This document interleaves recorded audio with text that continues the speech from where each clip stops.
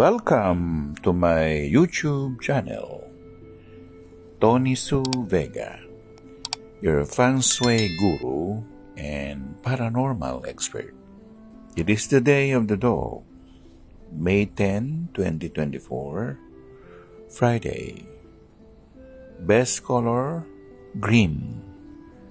Activities: go to a nearby forest, visit a karaoke store, be with a group of young women.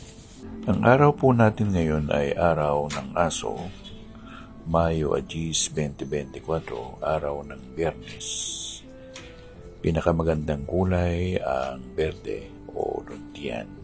Mga gagawin may kinalaman sa pag-awit at ang pagpunta sa mga bundok, pag-aayos ng mga bagay-bagay na maaaring magbigay sa iyo ng hangin, paglagay ng inhaler o paggamit ng nebulizer, paggamit ng isang bagay na mabibigyan ka ng ginhawa sa paghinga.